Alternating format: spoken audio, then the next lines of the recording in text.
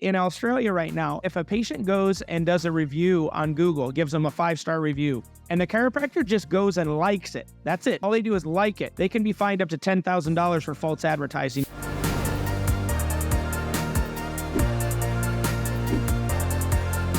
Hey, Smart Chiropractors. Welcome to Interviews by the Smart Chiropractor. I am Dr. Jeff Langmaid here with my co-host, Dr. Jason Deitch. Today, we have the opportunity to sit down and chat with a gentleman that we have known for quite a few years that's probably doing some things in chiropractic that you are completely unaware of until this episode. We're going to talk all about that, what that is, and much more. Bharon Hoag, thanks for coming on and chatting with us today. Appreciate it, gentlemen, man. Excited to have a conversation with you. Well, it is our pleasure to have you. And we're going to focus on, you've done many things within and around the chiropractic community for a long period of time. But right now, you are the executive director of the Chiropractic Defense Council. Some docs listening are going to be super familiar with what that is. Some docs, this is news to them that even exists. I'll kick it over to you to break down exactly what is, at a high level, the Chiropractic Defense Council. Then we'll get into specifics. Yeah, absolutely. So we're an organization that really exists for the purposes of protecting the rights of practicing chiropractors all over the world. It's pretty much that simple. So anywhere that chiropractic is under attack, we will launch and deploy our team of attorneys, PR firms, lobbyists, content experts, researchers to be able to take that particular issue underhand. So right now we're actively operating in 5 countries. We have tentacles in 9 countries, have over 42 attorneys on retainer worldwide. And we're taking on just pretty massive issues with regulatory overreach, dealing with some payer issues, dealing with government issues on masking. Yes, still COVID and vaccine issues in certain parts of the world. And really trying to make sure that chiropractors have the right to practice as they choose within the confines of their scope and their regulatory reach. Hey, Doc, the money is in your list. If you're not utilizing weekly email newsletters to drive reactivations into your practice, you're missing out on a huge opportunity. To schedule a demo and see how we help hundreds of docs do this each and every week, go to thesmartchiropractor.com today. Again, that is thesmartchiropractor.com. Schedule a demo with our team. But right now, we'll get back into this awesome interview on Interviews by the Smart Chiropractor. Bharon, it's a Herculean effort, what you've taken on, and we know for all the right reasons why you have. That's what you do with the CDC. I guess let me sort of bring it back maybe prior to that, which is, why do you do it? What are some of the current threats, issues, concerns? You've got thousands of chiropractors that pay a monthly fee to support the CDC. Let's get into, what's the threat or threats? What happens if people don't join? What happens if they do join? First, I've got to give credit to the brainchild of what we're doing. So One Chiropractic is the organization with Jason. You know that very well. You were there in the very, very inception of this back in 2016. And it's kind of morphed through just different versions over the years and different people that were involved. Our, God rest his soul, Dr. Tom Clapp was kind of my mentor and thought process behind a lot of what we were doing. But I was at an event, a UAC event in Cabo, and I had an opportunity to sit down and talk with Dr. Stephen Franson, which obviously I know you guys are well aware of Dr. Stephen. A lot of the profession doesn't know him, and he's probably one of the most intelligent, concise, brilliant minds that I've had the privilege of calling a friend. And this was his brainchild. He'd been thinking about it for about 6 years, but couldn't find the right place for it to live. And the idea was this, that the profession of chiropractic, we're going to be 128 years old this year in September. And we've been under attack really since day one. There have been forces, whether it be other healthcare specialties, whether it be regulatory, governments, whatever the case may be, we've been persecuted or we've been restricted or we've been targeted, whatever term you want to use. And we've had to fight for our significance really since our inception. When we were having this conversation in early 2001, we had issues in Canada where x-ray rights were taken away from chiropractors in British Columbia, Canada. We had pediatric issues in Australia where chiropractors were being told they couldn't treat children under the age of 6 because it was no longer ethical for chiropractors to do that. We had just completed a massive battle in Texas where the Texas Medical Association was going after chiropractors' ability to use the term neurological, which would have removed their right to do exams. As an executive director of a state in Ohio, we had constant attacks and scope and things that they were saying chiropractors weren't educated and able to do. And our profession has never really had a defense team, like a legitimate special forces, Navy SEAL type team that whenever we were attacked, we get stroke articles from time to time that pop up. We have all these things where our profession gets targeted. And there are great people that will rise up, but it's not organized. It's definitely not funded properly. It's oftentimes not done properly because you have people that don't know what they're doing standing up and doing it just because something needs to be done, which kudos to those humans. They're amazing, but it's why our profession has kind of survived but never advanced. We don't really do things strategically. We don't do things in a way that creates long-term sustainable change. And so Dr. Franson pitched this idea. Imagine if we had a defense council that we had lawyers and researchers, content experts that were all ready to go. They were teched up. They knew the language. They knew the issues. And the minute something happened, we could strike and defend our profession. And I fell in love with the idea. I really did. And I'm like, man, with my tenure and my history in the profession, I can do that. And so he was gracious enough to let me take it and build it underneath the umbrella of One Chiropractic. And, God's timing is always perfect. And we really launched things in July of 21. And August of 21 is when the first mandates came for COVID, where chiropractors had to be mandated or vaccinated rather, in order to continue to practice.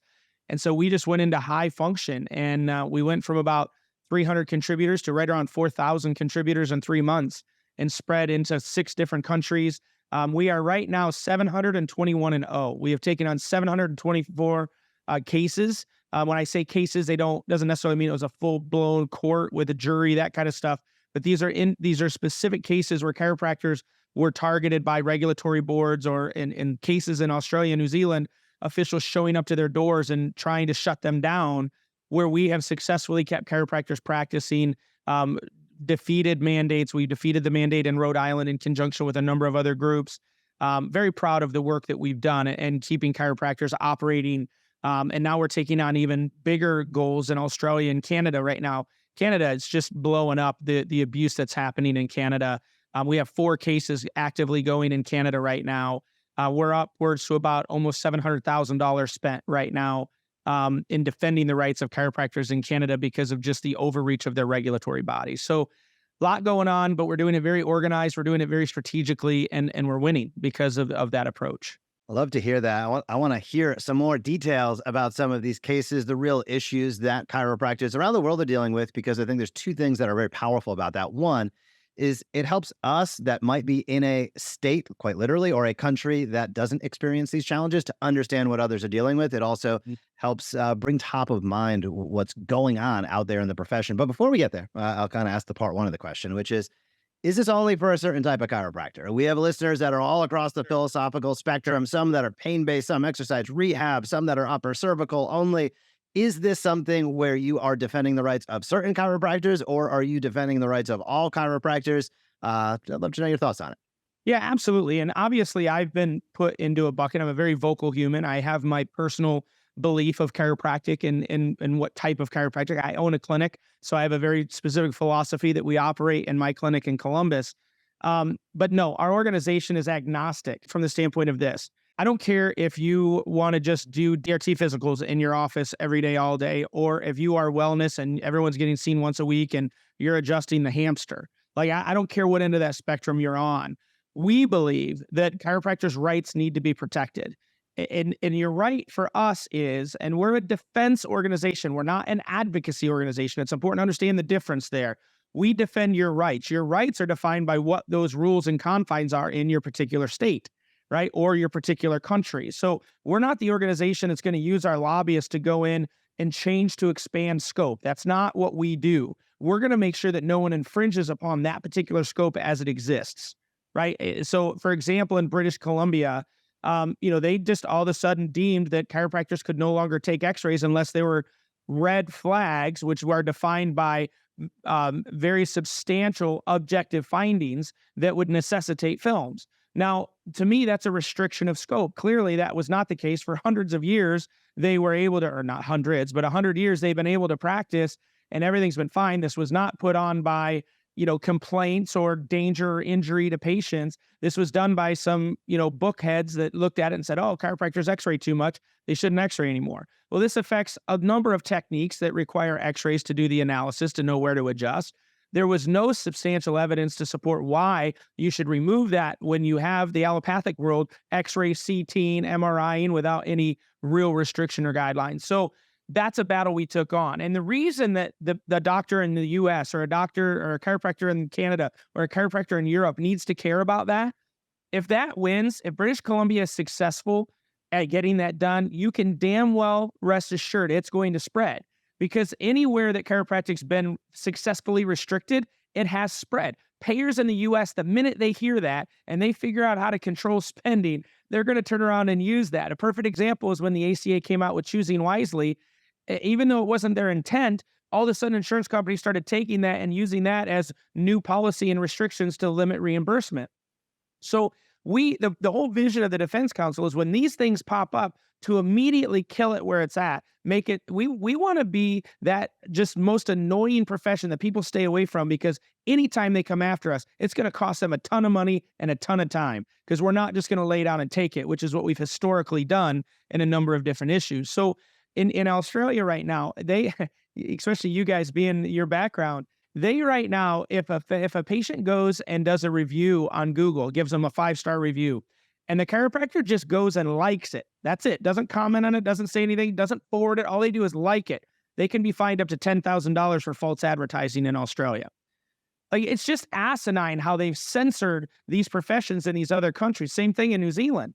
And so we're now doing an operation called Operation Free Speech, where we're working with our legal team, with our lobbying efforts, figuring out exactly what the regulations say, and then protecting our members that we want you to market. As a matter of fact, I brought you guys in on some of that, because you guys have an amazing platform that doctors need, and it's all based in peer-reviewed evidence. It's things that we could support if challenged. And so we're encouraging these guys and giving them the freedom to start telling the story of chiropractic, whatever their story is, as long as they're sharing things that we can validate, things that our attorneys can defend. We say constantly, we just need to put you in a defendable position. I can't promise you these regulatory boards won't come after you, but if you're contributing to us, you don't have to fear about going broke, and you don't have to fear about losing your license, because you have an A team of attorneys that you couldn't afford on your own defending you the second that any regulatory board sends you a letter, tells you to take down your post, whatever the case may be. We're immediately launching, and we were very successful at this through COVID. We're going to be successful in this effort of giving them the freedom to tell the story of chiropractic. But again, why should the US care about that? Why should South Africa care about that? Because if that stuff continues and an entire country is successful at containing the speech of its people, it is now precedent. It's an example that will bleed. It will transcend it. It went from Australia to New Zealand already. And if you don't think that's going to make its way into Taiwan and Southeast Asia and all of that, you're fooling yourselves. And we've got to stand up right now, and we have to fight against this. And we are the only organization currently that is actively taking these suits on, actively promoting and in strengthening. And I will say this as a caveat, and sorry, I don't mean to run on, but this is a huge point.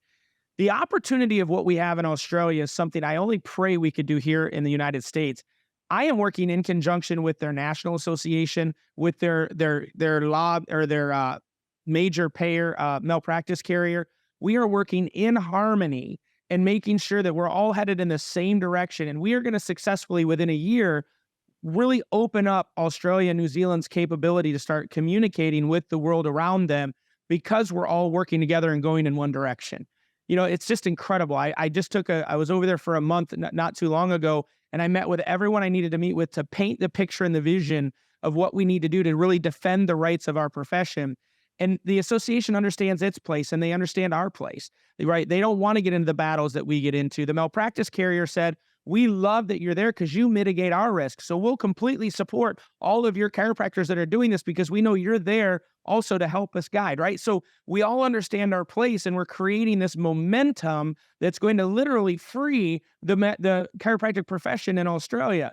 Why does that matter here in the US? Because if we can take market share, Jason, how long have we been talking about getting to that tipping point, crossing that chasm, right? If we can cross that chasm in Australia, and there is just this massive utilization of chiropractic, if you don't think we're going to take that data and come here and just start blasting it like crazy so that it opens doors in the US, we've got to stop worrying about our backyard, and we got to start worrying about our neighborhood.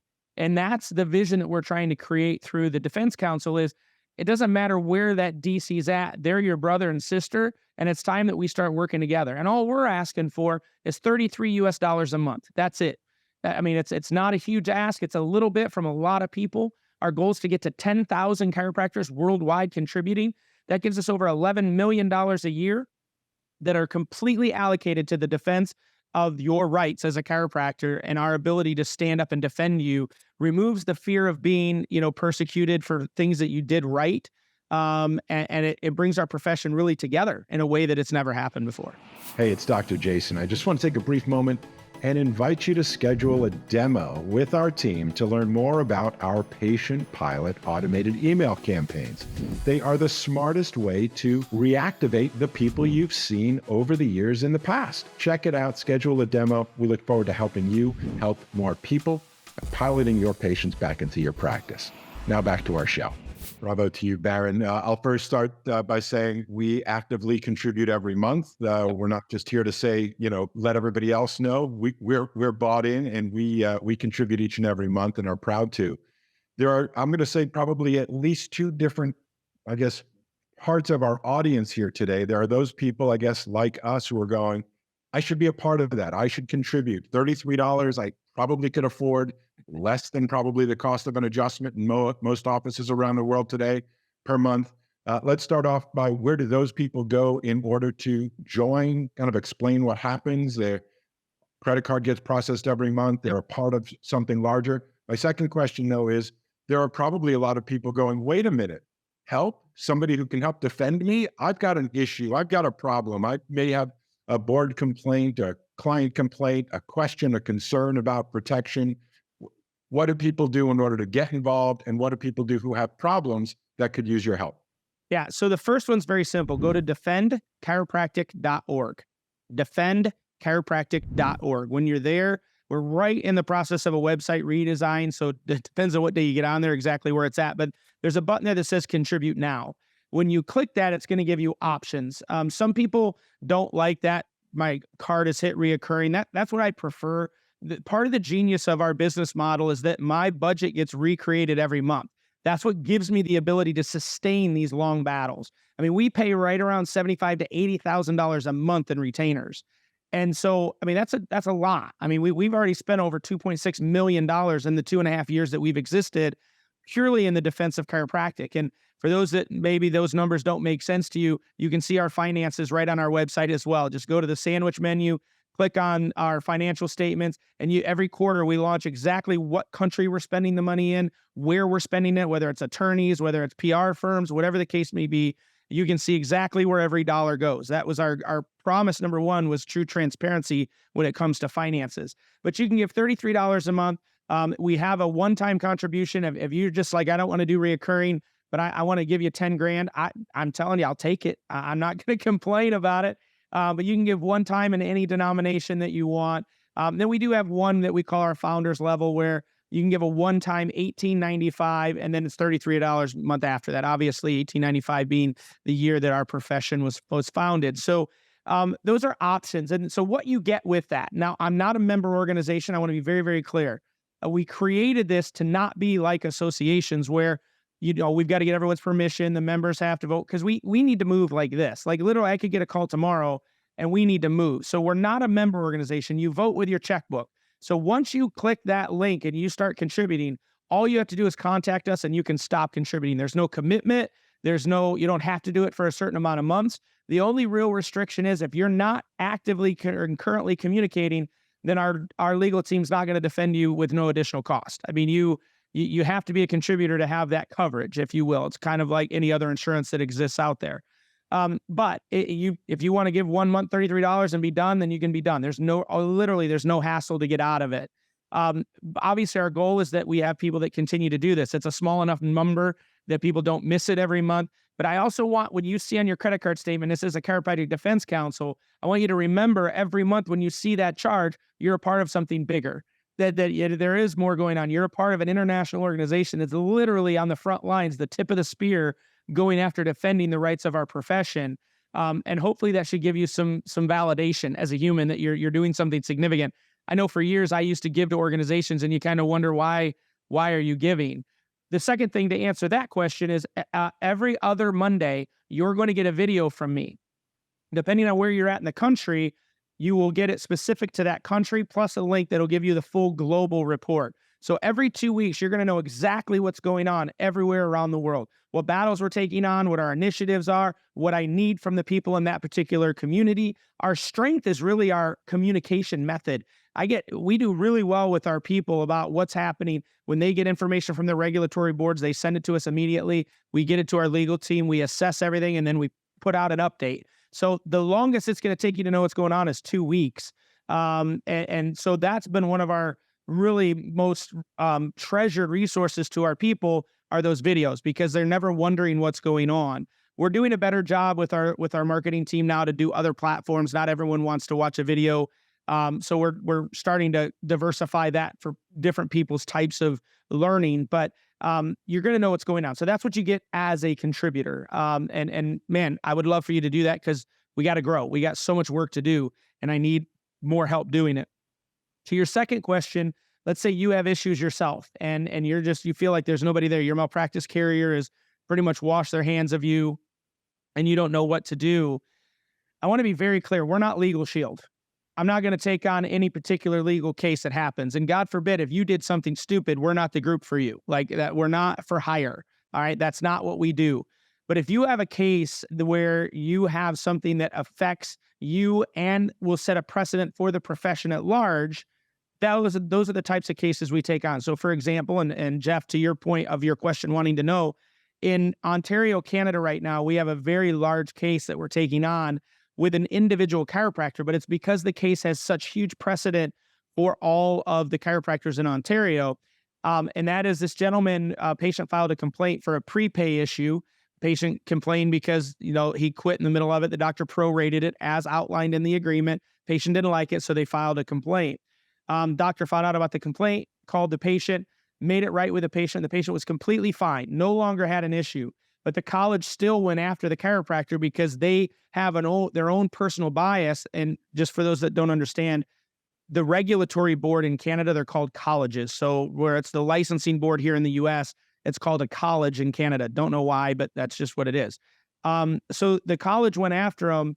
Mind you, it was a prepay issue that was reconciled. The patient didn't have a complaint. And they fined him $50,000 and suspended his license for 6 months.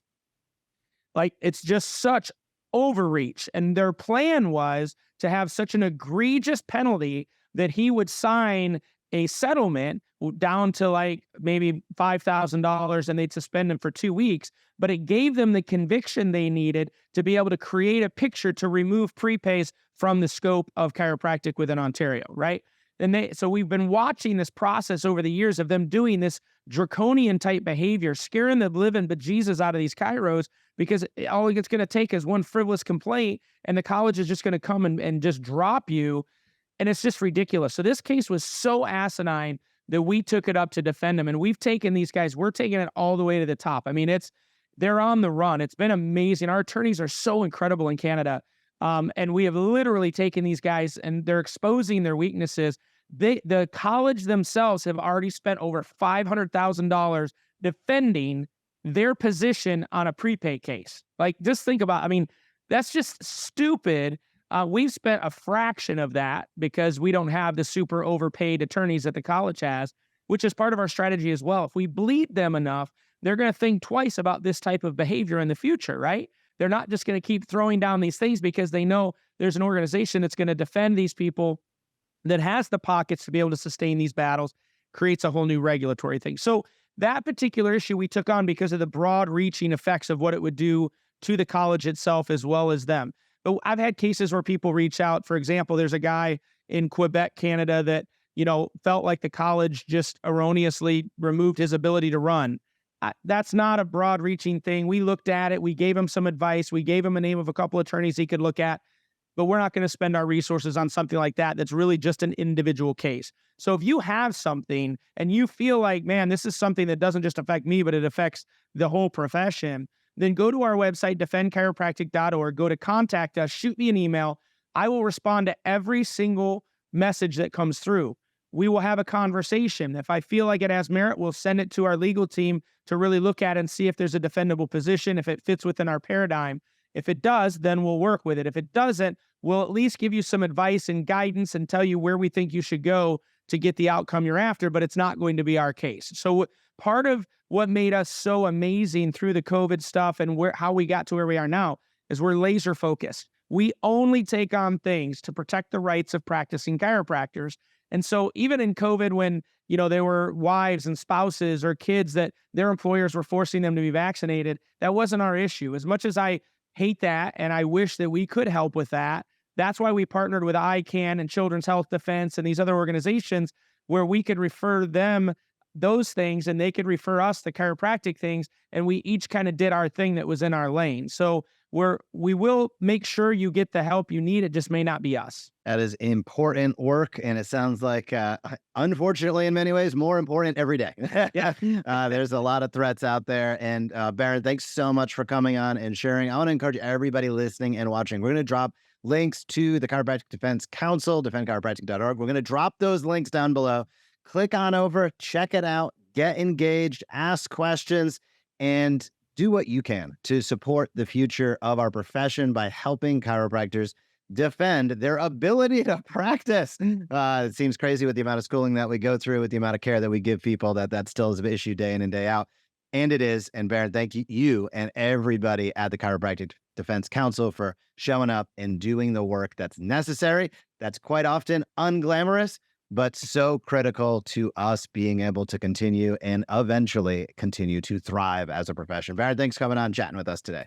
Appreciate it, boys. Thank you so much for the opportunity. Thank you so much for watching this video on The Smart Chiropractor. To not miss a single thing that's clinically oriented, marketing oriented, or more, be sure to subscribe to our YouTube channel today.